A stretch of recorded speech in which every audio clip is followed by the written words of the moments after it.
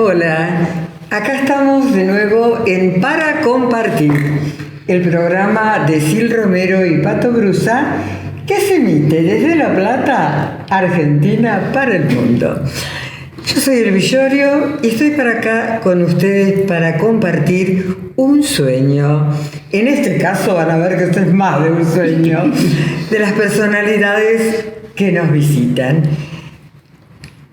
Nosotros hoy tenemos el honor de tener con nosotros a Julio Santana, el arquitecto Julio Santana, que es director de la Casa Curuchet, nada más ni nada menos, donde estamos en este momento. Los platenses en realidad tenemos ese privilegio, el privilegio de tener en nuestro patrimonio arquitectónico no solamente esta casa, sino muchos bellos edificios, pero este en particular es muy valioso porque ha sido declarado nada más ni nada menos que Patrimonio de la Humanidad. Bueno, tiene la característica de ser el único edificio cuyo propietario Curuchet se lo encargará a el que en ese momento, y creo que sigue siendo el mejor arquitecto del mundo, que era Charles-Édouard Germain-Gris. Perdón por mi pésima pronunciación. Bueno, más conocido por Le Corbusier. Y fue de esta casa declarada por la UNESCO Patrimonio de la Humanidad en el año 2016, porque es la única casa en América Latina que Le Corbusier creó y la tenemos nosotros. Bueno, como digo, hoy estamos acá con Julio, que además de ser el director de la Casa Curuchet, es como el tutor virtual, bueno. ¿No es cierto? Bueno, porque él se dedica con pasión. Recién en una previa decíamos, vos sabés más de Curuchet y de Le Corbusier que de tu propia familia, ¿no? Así es. Bueno, yo no quiero insistir en decirles el enorme currículum que tiene mi querido amigo Julio, porque se nos va todo el programa en eso. Pero si ustedes tienen interés en saberlo, lo pueden consultar en las redes, que realmente es impresionante la brillante trayectoria de Julio. Bueno, muy bienvenido. Acá vamos a hablar de muchos sueños, porque vamos a hablar del sueño de Curuchet, que concibió el sueño de que el mejor arquitecto del mundo le hiciera su casa, del sueño de Le Corbusier y los sueños, porque tuvo muchos sueños Le Corbusier, sueños que ya los vamos a hablar, del sueño de Amancio Williams, que fue el ejecutor de la obra de Le Corbusier, y de tus sueños, de tus propios sueños, que están profundamente ligados a esta casa, ¿no es cierto? Bueno, nuestro anfitrión, sí, eso lo voy a decir, aunque ya omita todo el currículum largo, pero sí voy a decir que egresó de la Facultad de Arquitectura de la gloriosa Universidad Nacional de La Plata. Por supuesto que sí. Eso lo tengo que decir. Bueno, de su brillante trayectoria no vamos a decir nada. Vamos a ir directamente, porque lo importante es escucharlo a él. Después de concretar tu sueño de ser arquitecto, ¿cuál fue la meta que te fijaste? ¿Alguna vez pensaste, te pasó por la cabeza que ibas a dirigir un edificio que era Patrimonio de la Humanidad alguna vez? Y la verdad es que no, porque además cuando comenzamos, bueno, primero que nada, agradecerte de tu presencia aquí, agradecerte haber elegido, no a mí, sino a la Casa Curuchet, que te recibe con muchísimo entusiasmo y muchísimo amor. Gracias, verdaderamente. Muchísimas gracias.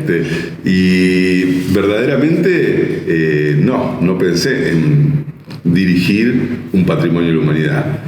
sí, en determinado momento, siendo arquitecto y siendo integrante del Colegio de Arquitectos, noté que había una potencialidad en la casa que no había sido tan desarrollada como la casa se merecía. Y bueno, entonces comencé a imaginar un proyecto. Esto fue hace más de 15 años, casi 20 años, y lo empezamos a concretar a partir del año 2010-2011, donde luego de que se filmara en la casa El hombre de al lado, esa potencialidad de la casa empezó a ser visible para todo el mundo. Claro. Que no era simplemente una referencia para los arquitectos, para los artistas, para los intelectuales, sino que mucha gente estaba interesada y fascinada por ese duende que tenía la casa, que bueno, ya lo iremos viendo a través de la charla, que a veces es difícil. Decime, esa película que es El hombre de al lado que vos me decías, en realidad no se refiere exclusivamente a la casa Corbusier. Pero en el año 2018 se filmó otra película, una película que se llamó La obra secreta, que fue la ópera prima, creo, de Graciela Tacchini, ¿no? Fue la ópera prima en términos cinematográficos estrictos. Ella era una gran videasta. Exacto. De toda la vida. Realmente y en la cual, bueno, actúa en el papel de fantasma de Le Corbusier el reconocido actor platense Mario Lombard. Bueno, a partir de esas dos películas, es como decís vos, esto empezó como a incrementar su protagonismo. ¿Cómo fue? Bueno, de esa manera, yo personalmente tengo una relación con Andrés Duprat, a quien nos conocemos desde la época, él también es arquitecto. Sí, claro. Además de ser además de ser actualmente el director del Museo Nacional de Bellas Artes, es arquitecto y estudió también en nuestra gloriosa Universidad Nacional de La Plata. Así que nos conocíamos de aquella época con Andrés. Así que bueno, desde luego hemos desarrollado una amistad por estos tantos intereses comunes que tenemos. Incluso estuvimos hablando con él la semana pasada de la posibilidad de nuevos proyectos que bueno, que irán viendo la luz en la medida que va pasando, que va llegando el tiempo. Pero bueno, sí, realmente lo que produjeron las películas es esta fascinación que puede multiplicarse y que puede llegar a distintos públicos. Primero fue El hombre al lado, con su carga de ficción importante, donde la casa es como un tercer personaje. Claro, tomó protagonismo. Y luego Andrés, y también Gastón, su hermano, y también Mariano Con, que es el codirector junto con Gastón del hombre al lado, y que trabajan siempre ellos tres juntos, se habían quedado con ganas de hacer algo más arquitectónico. Claro. Y así fue como surge la obra secreta, que yo también la recomiendo porque es bastante menos vista, lamentablemente, que El hombre al lado, pero se lo merece sobre todo por la manera en que se muestra la casa cinematográficamente y en imágenes. Y en ese sentido nos ha servido mucho para ampliar las fronteras, así como El hombre al lado amplió las fronteras dentro de la Argentina socialmente para que los no arquitectos. Bueno, la obra secreta nos permite mostrar la casa Corbusier artísticamente en el mundo entero. Claro, entonces nos resulta sumamente valiosa en ese sentido, exactamente. Le Corbusier decía que la casa es una máquina para ser habitada, ¿no? Es una de las frases de él. Y vos has intervenido en otra película, una tercera película, que se llamó precisamente así, La máquina de habitar. ¿Cuándo se filmó? ¿Qué intervención tuviste? Porque yo te vi, te vi acá. Bueno. A ver, pero contales a ellos. Bueno, esa película también es una cosa mágica, porque esto formó parte de una tesis de un estudiante de cine de la Facultad de Bellas Artes, de Bellas Artes, Bruno Garritano, que estudiaba cine en la Facultad de Artes ahora, de Bellas Artes, que quería como él había estudiado antes arquitectura, estaba entusiasmado en hacer algo en la Casa Cruchet. Y pasó algo maravilloso para vos, que sos de las artes escénicas también parte. Pero lógico. Vino acá y estaba charlando conmigo esa posibilidad. Sí. Y en determinado momento yo veía que estaba hablando así cara a cara con nosotros, pero él no me miraba a la cara, sino que miraba al costado, ¿no? Y digo, Bruno Carritano se llama el director de la película. Sí. ¿Por qué no me mirás cuando estamos hablando? Y me dice, es que ahí está Le Corbusier. Y ese Le Corbusier era un visitante circunstancial de la casa que terminó haciendo de Le Corbusier la película de Bruno. Qué fantástico, qué fantástico. Así que bueno, pero cómo se van dando las cosas, esa ¿no? Es la magia, o es parte de la magia que tiene esta casa y que bueno... Bueno, yo te digo, es uno de esos edificios que con el tiempo cabe predicar de ellos que tienen alma, ¿no? Es así. Mira, el otro día hice una nota con respecto al Palacio Barolo de Buenos Aires y también decía lo mismo. Es como que realmente tienen vida propia y esta es otra. Es así. Pasa así, ¿no es cierto? Chicos, cuando a vos que tenés contacto permanente, ¿qué te inspira todas esas cosas lindas que haces? Es muy fuerte la manera en que esa magia atraviesa a las generaciones y atraviesa a la gente con distintos niveles de formación. Nosotros hemos tenido, por ejemplo, aquí... Vos tenés un centro de estudios educativos. Exactamente.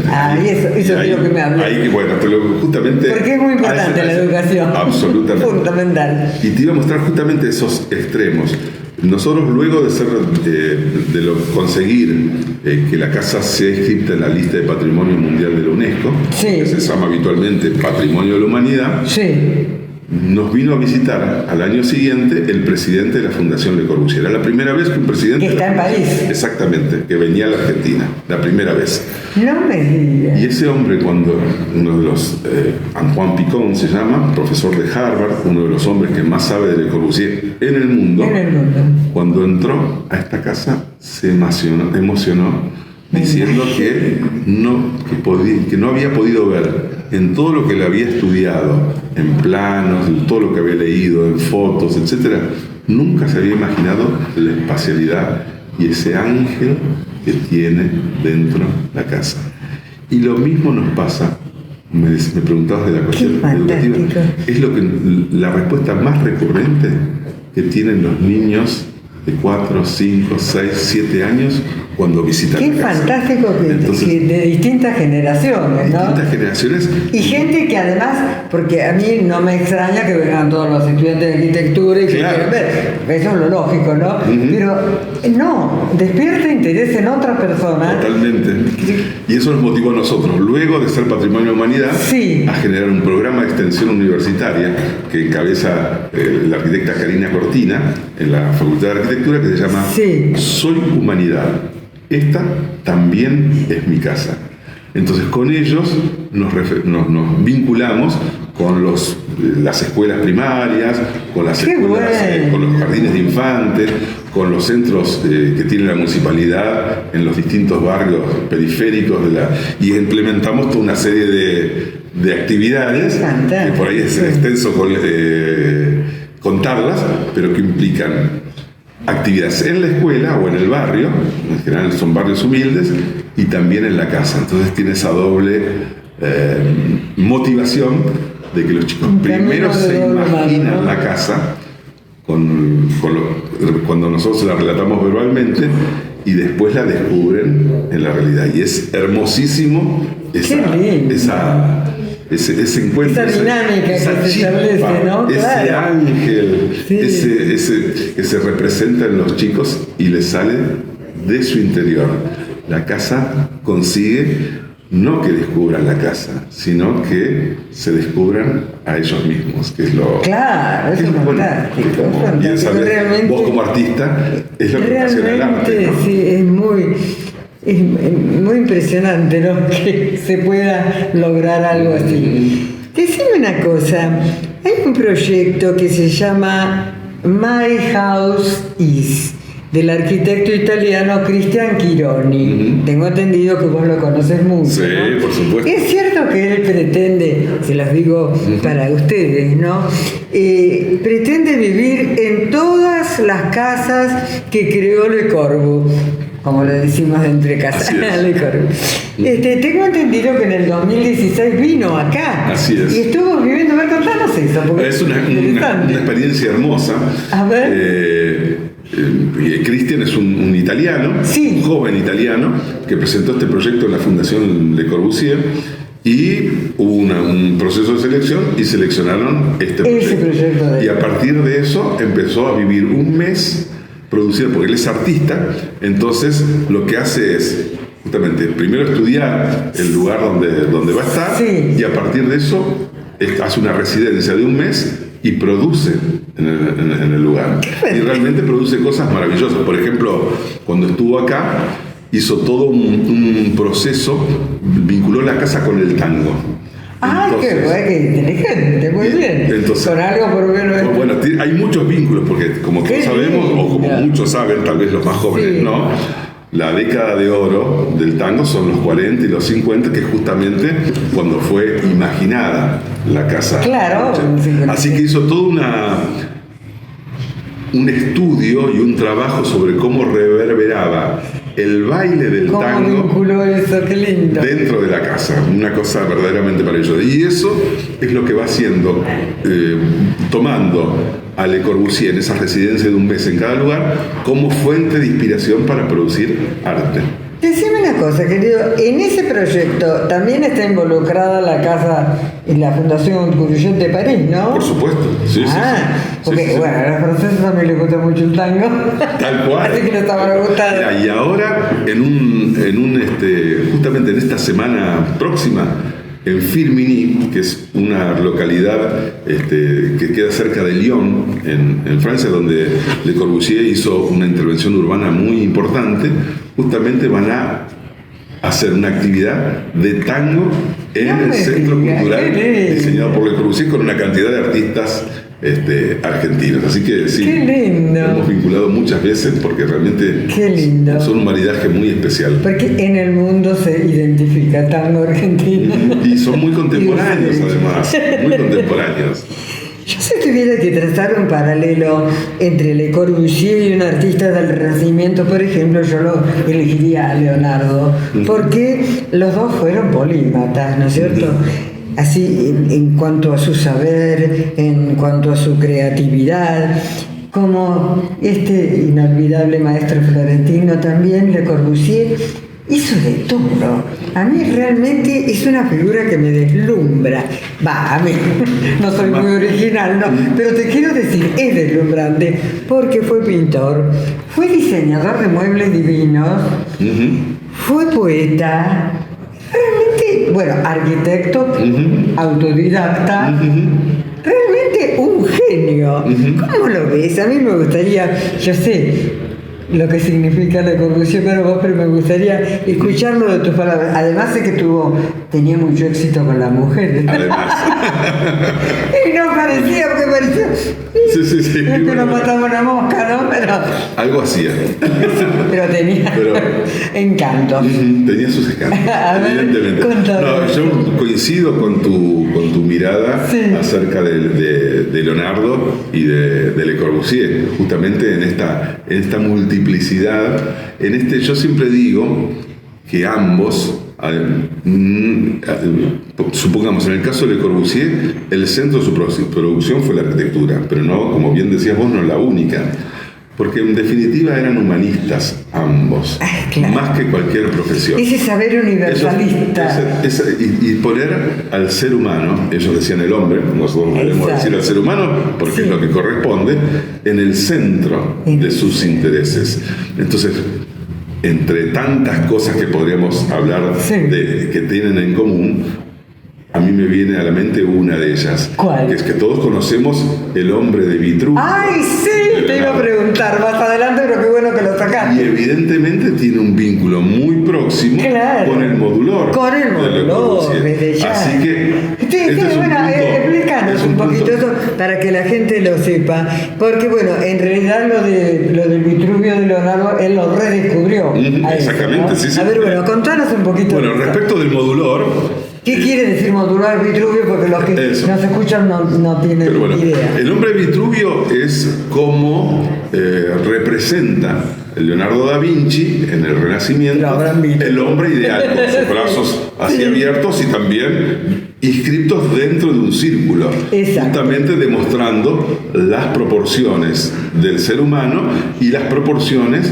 que en el Renacimiento se sintetizaban, después de haber tenido un largo recorrido histórico, en la proporción áurea, el número de Dios, que es como la síntesis de la armonía clásica, ¿verdad? Sí. Ese concepto es retomado a mitad del siglo XX por Le Corbusier, que ya había empezado a explorar cosas de este tipo durante la década del 20 y aún antes, pero durante la Segunda Guerra Mundial él empieza a imaginar un sistema de medidas que sintetice el sistema inglés de medidas de la pulgada, del pie, basada en la proporción humana, con el sistema métrico decimal, que es abstracto, porque habla de una parte de la distancia de la Tierra a la Luna, por lo tanto es inimaginable si fuera más grande o más chico, pero bueno.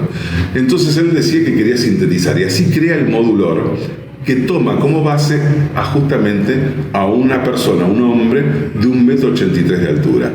Y entonces, en ese momento que se estaba reconstruyendo Europa, como decía, luego de la Segunda Guerra Mundial, Le Corbusier decía que no era necesario que ningún lugar de la casa tuviera más que la altura de un hombre con el brazo. Por eso está. Entonces, eso da los 2,26 m que están en esta casa, y que es mucho más pequeño de las alturas, por lo tanto más económico. Entonces, eso servía, y esta era la inteligencia que tenía Le Corbusier, partir de un concepto clásico de la proporción áurea, atravesar el medioevo con la serie de Fibonacci, pasar por el Renacimiento y el hombre de Vitruvio y llegar al siglo XX con una solución para ese momento del siglo XX. Fantástico, que era necesaria, además. Absolutamente necesaria y útil para los gobiernos. No fue simplemente una cosa ornamental. Y eso se puede ver, y de paso invitamos a los oyentes que nos están viendo y escuchando a que visiten la casa, porque toda la casa Curuchet está diseñada de acuerdo a este sistema de proporciones del modulor. Eso es fantástico. Sí, yo estaba pensando, ¿no?, que él tuvo amistad con figuras destacadísimas de todas las actividades y de todos los ámbitos habidos y por haber, ¿no? Como Einstein, Antoine de Saint-Exupéry, Josephine Baker, Klein. Y también tuvo algunos detractores, como Dalí. Exactamente. Ay, Dalí era medio loco, ¿no? Yo lo amo a Dalí, te digo, me gusta también, mucho. Por supuesto. Pero ahí no me gusta. Era controvertido. No me lo criticó. A Le Corbusier. A Le Corbusier no me gusta. Bueno, me parece que él despertaba pasiones encontradas. Sí, Yo siempre recuerdo, por otra cosa, por la música, Yannis Xenakis, que fue uno de sus discípulos preferidos, que además era músico, y él lo adoraba porque realmente como que lo salvó, ¿no es cierto? Bueno, sí, cada una de las historias que nombraste son historias. A ver, contanos algo, porque ¿a qué atribuís vos esa característica de su vida que fue, por un lado, adorado con locura y por otro lado, denostado? Bueno, a ver, decime. Bueno, hemos hablado de muchos personajes. Por ejemplo, en el caso de Saint-Exupéry, el autor del Principito, hay una anécdota que es increíble, y que es que ambos compartieron un viaje desde Buenos Aires a Asunción del Paraguay en uno de los primeros aviones que estaba, digamos, cuando la primera línea aérea. Sí, que era cosa incipiente, totalmente. Primero, el antecesor de Air France venía a Buenos Aires, y luego desde Buenos Aires iba a la Patagonia, a Santiago de Chile o a Asunción del Paraguay. El vuelo fundacional entre Buenos Aires y Asunción del Paraguay lo compartieron Saint-Exupéry con Le Corbusier. No me digas, no sabía eso. Increíble. Qué fantástico. Y con Yannis Xenakis, que es uno de los precursores de la música. De la música estocástica. Claro, y griego él, participante también en la guerra, casi pierde un ojo. Sí, pobre, bueno, le volaron con una granada media cara. Exactamente. Pobrecito. Yo cuando saco fotos de Yanis Xenakis, le saco... Sí, pobre. No se le veía la cara, bueno, porque no era feo, pobre, pero quedó mal. así. Y se fue a trabajar a París porque, bueno, luego lo persiguieron en Grecia y una serie de cuestiones, y diseñó junto a Le Corbusier el convento de la Tourette, también cerca de Lyon, donde justamente es una de sus obras, una obra magistral, y el ritmo que tienen las carpinterías representan música de Xenakis. No me digas. Increíble. Ay, eso no lo sabía. Qué lindo dato que me das. Magia. Hablábamos es magia. Bueno, es magia. Lo hablábamos hoy, ¿no es cierto? Magia. Y recién me decías vos del viaje ese que hizo acá a Paraguay. Él, Le Corbusier, estuvo en la Argentina, pero estuvo en el año 1929, mucho antes de que se construyera esta casa. Pero yo creo que su presencia está entre nosotros. ¿Habremos convocado su espíritu? Yo estoy sintiendo algo. ¿No lo sentí algo cerca? especial. Julio. ¿No escuchás un ruido? A ver.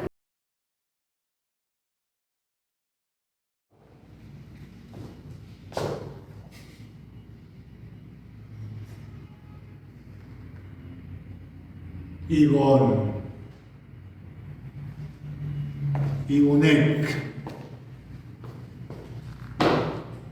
no me respondes. Claro, el silencio es tu arma mejor. ¿Cómo me exasperaba tu silencio? Una vez escapé de él, ¿recuerdas? ¿Cuántas veces huí? Pero no porque me gustara estar lejos, no. Era para probarme a mí mismo que podía despegarme de tu imagen, de tu influencia. Hubo muchas mujeres, sí, pero todas fueron juguetes de carne para mí, para poder construir mi fantasía de libertad. Mentiras, yo construyendo fantasías. Poemas geométricos y viviendas soñadas para mi propia realidad, pero ninguna pudo desplazarte. Permaneces ahí, con tu cuerpo angosto y flexible como hoja de sauce, la sonrisa enigmática y tu voz agria y dulce a la vez. ¡Qué gracioso! Me llamaban innovador, rebelde, iconoclasta. Me gustó lo de rebelde. La rebeldía no era algo innato en mí. Tú me hiciste rebelde. Trataste de enseñarme la verdadera libertad. Pero me dio miedo. Al principio me dio miedo y después también. Y Bonet, no pude ser libre ni cuando te fuiste. De golpe y porrazo aprendí lo que era la soledad, esa obstinada soledad que ya no me abandonó. Y Bonet, quisiste dejarme algo tuyo cuando te fuiste. Una vértebra. Tal vez para recordarme que vertebraste mi vida con fuego. Tal vez para... Ya no importa, ya no importa para qué. Ahora sé que en la línea esquiva del horizonte me esperas. Yo sé que me esperas, no puede ser de otra manera. Todo este tiempo estuve meditando o premeditando que todo lo va a suceder.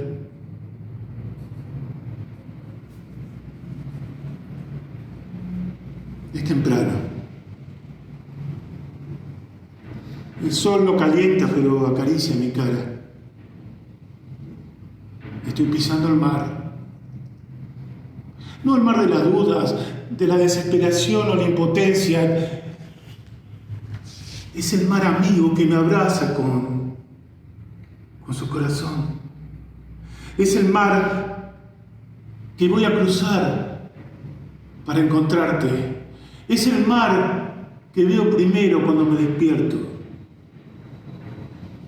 y lo último que veré cuando me duerma.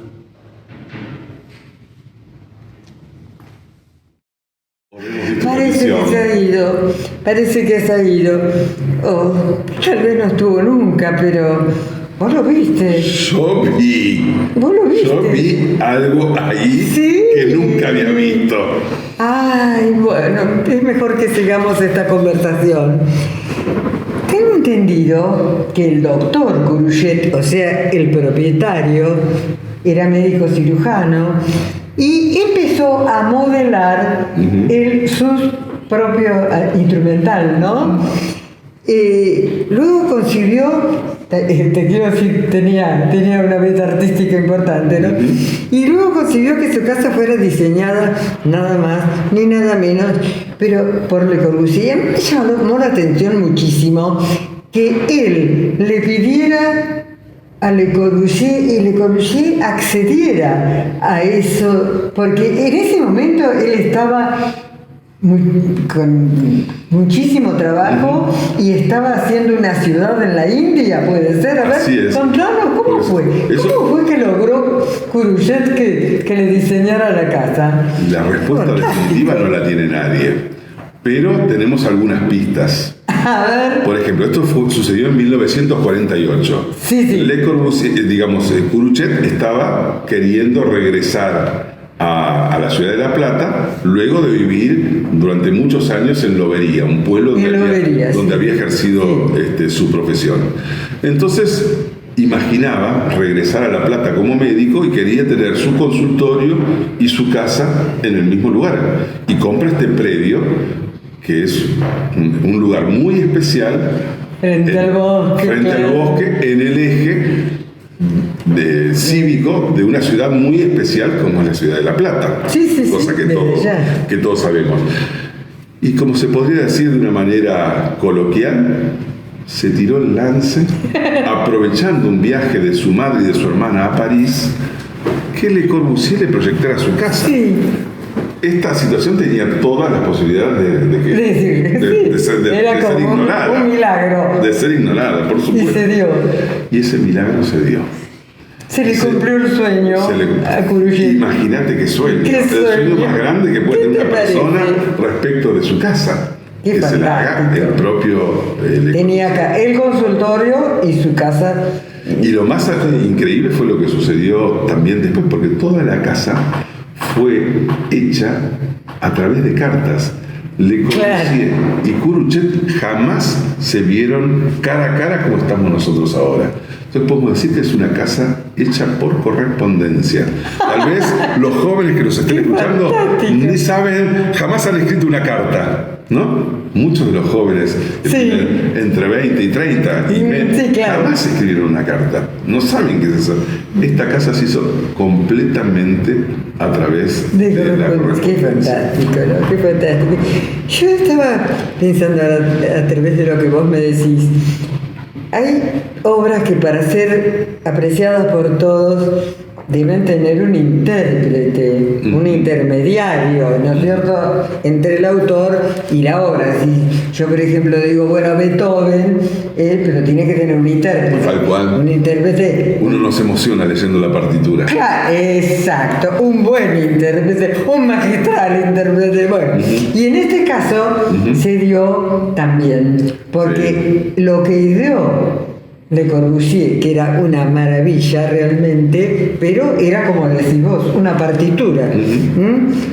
Había que interpretarla, y no cualquiera iba a interpretar. Menos en ese y entonces tuvo ese intérprete magnífico que fue Amancio Williams, que es también un genio. Absolutamente. Bueno, cobró vida al ser y cobró vida lo que había ideado Le Corbusier a través de Amancio Williams. ¿Qué nos puedes decir de este genio que es autóctono, que es una maravilla? Bueno, es eso, esta casa era muy difícil de ser construida. Si hoy nos sigue sorprendiendo y seguimos viendo su magia, en ese momento era casi un rompecabezas poder imaginar la materialización de esa casa. Y entonces nosotros siempre decimos que esta casa hubiera quedado en el papel de no haber sido por la intervención de Amancio Williams, que es propuesto por Le Corbusier en una lista que le hace al doctor Curuchet, y se lo toma de una manera absolutamente personal y como un gran honor. Tal es el honor que representó para Amancio Williams ser el intérprete o el director de obra de esta casa, que no cobró honorarios. No cobró ni un solo centavo. Te voy a contar lo consideró como un honor tan excepcional. Te voy a contar una cosa. En determinado momento hubo problemas con los costos y con los contratistas, y la construcción se interrumpió, ¿no? Entonces Amancio quedó muy enojado, fastidiado, frustrado. Claro, frustrado. Sí, pasan los meses, y a los meses Curuchet lo llama nuevamente para decirle que había decidido retomar la obra. En el intermedio le había mandado un cheque para pagar lo que él había trabajado. ¿Qué le dijo Amancio? Que él lo había guardado, ese cheque, que no lo había hecho efectivo, y pensaba cobrarlo en el caso de que él desistiera de hacer la construcción. Pero como había decidido reemprenderla, se lo devolvía, y le devolvió un cheque. ¡Qué increíble! Eso es honor, ¿verdad? ¡Qué increíble! ¿No es cierto? Yo sé que además Le Corbusier lo admiraba muchísimo, que incluso le organizó Le Corbusier a Amancio Williams una exposición en París, ¿no es cierto? Sí, establecieron una gran amistad donde hablaban de muchas cosas. Incluso le regaló una alfombra que estuvo durante años en su casa, y cuando se deterioró pidió esa repuesta con cuero de vaca argentina, por ejemplo, una de las anécdotas que hay entre ellos. Y yo siempre digo que ellos, Curuchet, más Le Corbusier, más Amancio, fueron un triángulo virtuoso. Que no hubiera sido posible la construcción de la casa, la materialización de la casa, si ambos... Bueno, seguimos con la magia, se conjugan las cosas, ¿no? Y eso no quiere decir que no se hayan peleado nunca, todo lo contrario.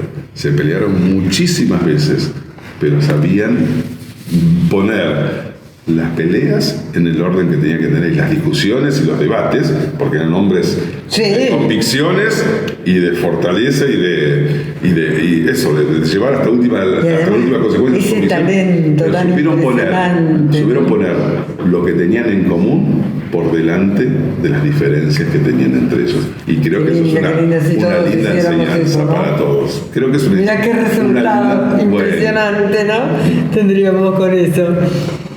Entre todas las cosas que hizo Le Corbusier, que son impresionantes, él tiene lo que se llama el poema del ángulo recto, que en realidad es un manifiesto realmente sobre arquitectura, pero que tiene líneas poéticas de una exquisita factura. Realmente él se revela como un poeta. ¿Qué nos podés decir de lo que contiene el manifiesto, y después decirnos algo, algunas líneas de eso, porque es impresionantemente bello? A ver. Cuando va avanzando hacia su madurez, Le Corbusier va logrando una increíble capacidad de síntesis, ¿no? Nosotros siempre decimos que no envejece, sino al contrario, parece que cada vez es más esencial. Y el poema del ángulo recto es justamente un libro que él escribe, que es absolutamente abstracto y al mismo tiempo representativo de su pensamiento de una manera poética, ¿no? Es muy difícil de explicar en palabras. Mismo me doy cuenta que me trabo, porque es imposible. Sí. Porque además la imagen dialoga permanentemente y tiene como símbolo una rayuela, ¿no?, en la que él va avanzando, los casilleros saltando por distintos temas, bueno, que completan poéticamente este concepto. Yo tengo alguna de esos versos que me gustan mucho. Ay, dale, decímelo. Porque a mí hay muchas cosas que tiene él que es divina. ¿Me permitís que lo lea? Ay, sí, por favor. Bueno, te lo pido, por favor, porque lo busco por acá. les va a encantar. Y ahí van a apreciar un poquito también preparado el fragmento, uno de los fragmentos que más me gusta. A ver, ¿cuál es el que más te gusta? Que dice Fusión, que es uno de los capítulos de esos segmentos de la rayuela en los cuales se grafica, con los cuales se grafica el poema. Y dice así: sentados sobre demasiadas causas inmediatas, sentados al costado de nuestras vidas, y los demás están allí, y en todas partes están los no, y siempre más en contra que a favor. No abrumen a aquel que quiere tomar su parte de los riesgos de la vida. Dejen fusionar los metales. Toleren las alquimias que por otra parte los dejan fuera de tema. Es por las puertas de las pupilas abiertas que las miradas cruzadas han podido conducir al acto fulminante de comunión. La plenitud, los grandes silencios. El mar ha vuelto a bajar al ras de la marea para poder subir en hora. Un tiempo nuevo se ha abierto. Una etapa, un plazo, un relevo. De modo que no nos hemos quedado sentados al costado de nuestras vidas. Ay, es maravilloso, realmente es maravilloso. Te digo, vos decís tiene complejidad, pero tiene también esencia. Mucha esencia. Mucha esencia, bueno, como todo lo de él, ¿no? Para ir terminando esto, porque te comprometo para una próxima, porque tenemos para hablar muchísimo acá. Es un placer, aparte, hablar contigo. Pero te digo esto. Encontrarnos y salirnos del guión en algunas oportunidades. Sí, porque realmente hay tanto para decir una personalidad y una obra, porque por ejemplo no hablamos nada de las pinturas de él, que a mí me hizo recordar a Petoruti. Sí, bueno, ¿no? Es maravilloso, bueno, hay tantas cosas para hablar porque es una personalidad. La pintura, bueno, la poesía la hemos la escultura. Y además la leíste muy bien, Julio, se ve que la sentís. Y si yo te quería preguntar esto, siempre me extrañó a mí que un creador de edificios tan importantes como él pasara sus últimos momentos en una cabañita realmente que ni siquiera tenía cocina, porque tengo entendido que iba a ir al lado, que se vio yo amigo del dueño de un restaurante, qué sé yo. ¿Por qué ni siquiera donde él murió? No sé si lo voy a leer bien porque soy muy burra para el francés, pero dice Roquebrune Cap Martin. Exactamente. En Francia. Así es. Que es donde finalmente él murió. ¿A qué atribuís vos esa actitud tardía de él, de recogimiento, de estar consigo mismo, en soledad?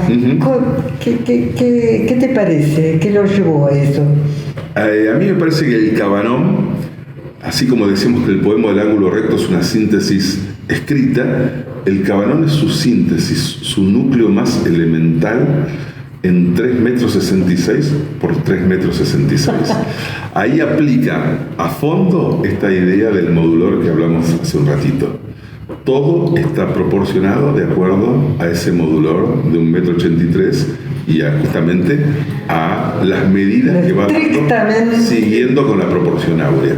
Y es ese ascetismo que él amaba en un lugar delicioso, porque ese lugar está... Yo cuando estuve allí, hablaba y decía que estaba como si fuera en Berisso, desde La Plata, de Monte Carlo, porque Monte Carlo, Mónaco, está a 10 kilómetros de ese lugar, o sea que es en plena costa azul francesa, en un lugar delicioso, donde también terminó sus días un personaje que vos nombraste, una persona, que a la vez también es un personaje público, como es Josephine Baker, que también falleció y vivió primero durante mucho tiempo ahí en Roquebrune-Carmartin, y hay en la misma costanera una estatua que lo homenajea cuando ellos también se encontraron en el viaje. Muchísimo para conversar. Pero básicamente es una síntesis. Él lleva toda su arquitectura, donde recorrió todas las escalas. Simplifica todo eso. Como vos bien decías, él proyectó una ciudad que es la capital del Punjab, en la India, que se llama Chandigarh, una ciudad completa. Sin embargo, para sí mismo diseñó algo absolutamente elemental en este lugar que sí que era verdaderamente paradisíaco. Qué mentalidad tan particular la de él, ¿no? Bueno, ya vamos a seguir hablando de eso. ¿Qué te gustaría agregar? Y sobre todo, ¿qué mensaje le dejarías a las personas que quieren cumplir sus sueños? Bueno, es como la parte más linda, ¿no? Esto que me estás planteando, porque justamente la Casa Corbuchet es una casa soñada en una ciudad soñada, por eso te digo, como La Plata, ¿no? Que La Plata también ha sido una ciudad que fue verdaderamente soñada. También. Y a mí lo que me parece, porque a mí me gusta relacionar los sueños que no sean simplemente fantasías abstractas. Yo creo que buena parte de la historia de Le Corbusier tiene que ver con el momento en el que ha vivido. Es un momento en que el mundo se había partido en dos después de la Primera Guerra Mundial.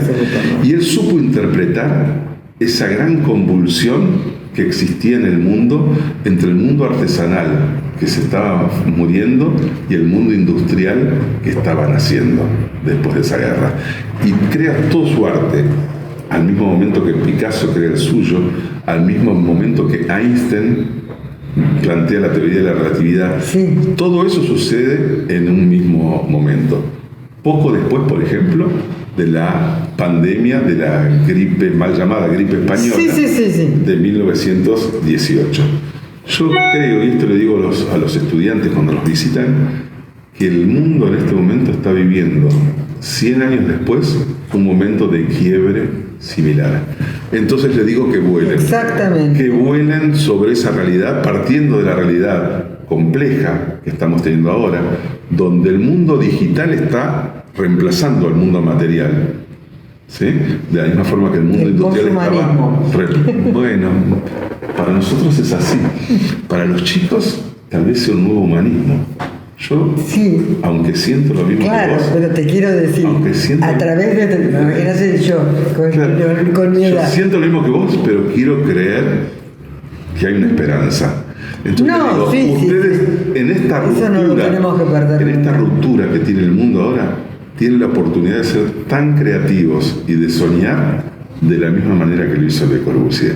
Y creo que este es el mensaje más lindo que puede dar la casa a los jóvenes de 18, de 19, de 20, de 21, de 22 o de 23, que tenemos alguna que nos está ayudando en este trabajo tan hermoso que nos toca hacer, que es hablar de las maravillas del mundo, ¿no?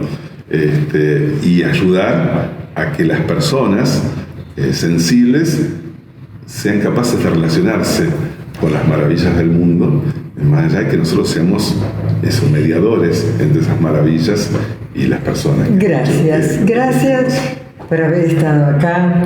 Gracias por habernos ilustrado con tantas cosas interesantes que, bueno, te comprometo para otro porque realmente es muy poquito esto para todo lo que tenemos que hacer. Realmente ha sido maravilloso estar acá con vos, un honor enorme. Y quiero también agradecer la hospitalidad de la Casa Cruyet a la gente que el ámbito en el que estamos, que realmente es un privilegio estar acá. Y quiero agradecerle también muy especialmente a Mario Lombard, un querido amigo y un extraordinario actor, su participación en este programa. Bueno, me despido de todos ustedes. Hasta la próxima. Gracias de nuevo. Por favor. Ha sido realmente un honor, un privilegio. Antes que cierre con la última palabra, yo quiero ser el que te agradezca porque verdaderamente para mí sos una persona verdaderamente admirable.